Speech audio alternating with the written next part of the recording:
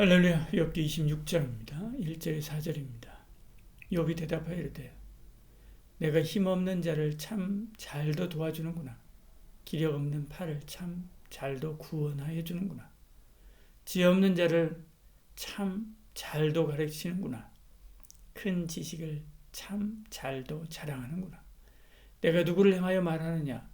누구의 정신이 내게서 나왔느냐? 아멘.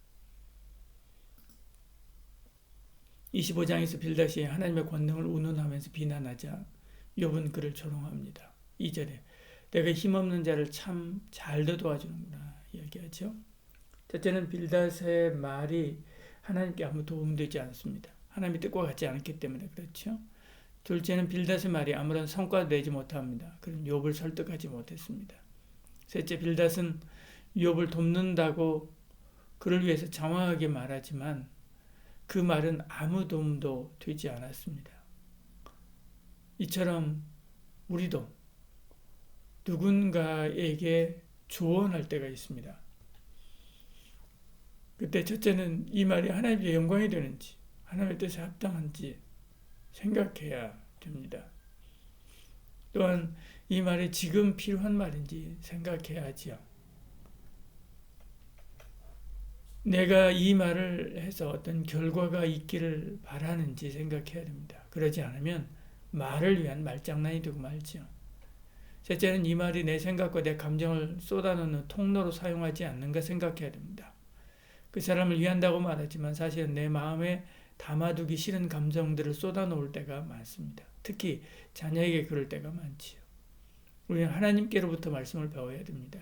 그리고 말씀을 따라 말해야 되지요. 말씀이신 주님의 말씀을 입에 달고 살아야 됩니다. 주님처럼 사랑으로 말하고 주님처럼 권세 있게 말하며 주님처럼 말을 이루는 삶을 살아야 되지요.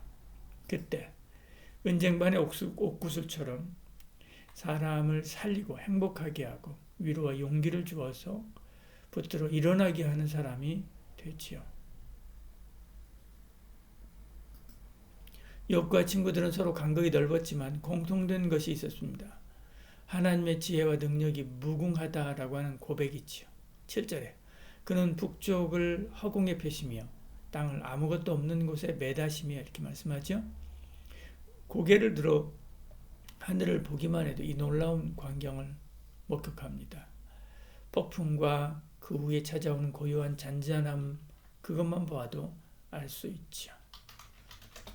11절 12절에 그가 꾸짖은 즉 하늘 기둥이 흔들리며 놀라느니라. 그 능력으로 바다를 잔잔하게 하시며 지혜로 라합을 깨뜨리시며 이렇게 말씀하죠.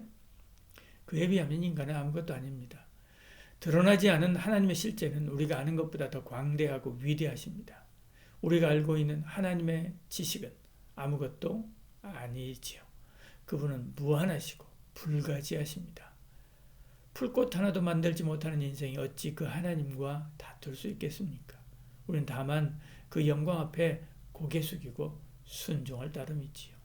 기도하겠습니다. 사랑이 많으신 우리 하나님, 우리 가운데 함께 하시고 은혜 베풀어 주시사 광대하신 여호와를 알게 하시고 찬양하게 하시고 높이게 하시고 그 앞에 무릎 꿇고 겸손히 섬기며 그 뜻을 따라 순종하는 삶을 살아가게 하여 주시옵소서. 예수님 이름으로 기도합니다. 아멘.